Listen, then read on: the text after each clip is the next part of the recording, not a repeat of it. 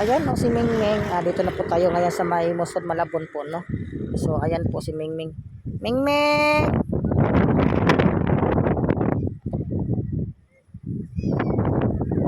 Ming! Kakain ka? Dali, dito. Dali, dito. O, kain ha? Teka lang. Ha? Teka lang. So, ito na po yung mga pusa sa Musod ng Palit Malabon po, no. Sa Tuesday po natin sila ipaparescue. So, ayan pa yung isa po, no, yung itim. Kaya, isama din natin yan sa rescue sa Tuesday. Yan po yung mga aso po na mga natatapon po sa Dampalit Muson. So ayan pa si Mingming. I-rescue niya kuya? I-rescue. So ayan po yung isa pong aso po, madam, no. Ayan po kasama po sa rescue. So ate po sa papakainin. Ito. Kain. So takot po yan siya sa mga tao po, no. So ito po yung pusa po na isa po, madam, na may sugat po sa liig. Ako po siya nag-stay po ito sa may police station.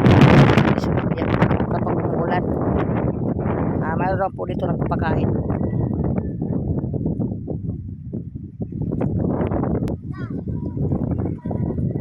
So ito po yung isa, ayan, napakain na po natin, at saka yung isang aso doon. Sige, kain. Ito po siya ay maganda pong balahibo. Native po ang kanya pong balahibo po. Ginakain na dito. Kain na, kain. Sus. Ang ganda po ng balahibo po nito, native. So ito pa po yung isang pusa po, no. Lahat po yan dito sila sa Muson ng Palit Malabon. Kulay dilaw naman po siya. At yung isa naman po, nandoon po yung isa, kulay ano po yun,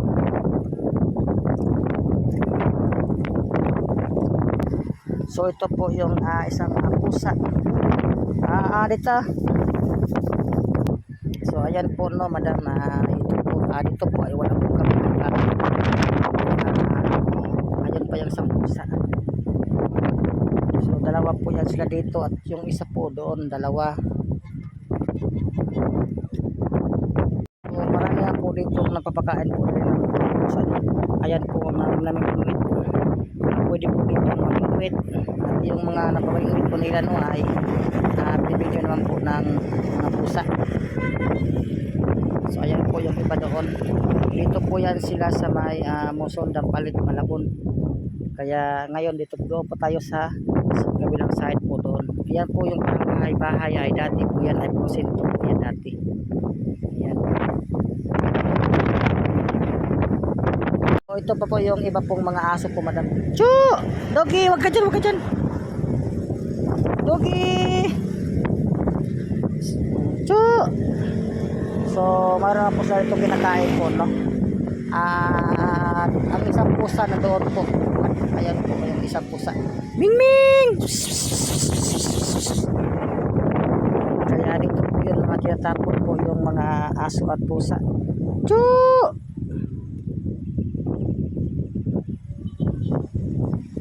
Mingming! So atin po silang pinasyalan po dahil nga po tayo para makain po yung mga aso at pusa. So ayan po, isang plastic po yan na pagkain. Puro puto.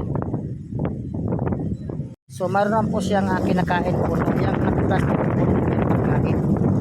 Ayan. Kaya kainin po niya yan kasi napakarami po yan.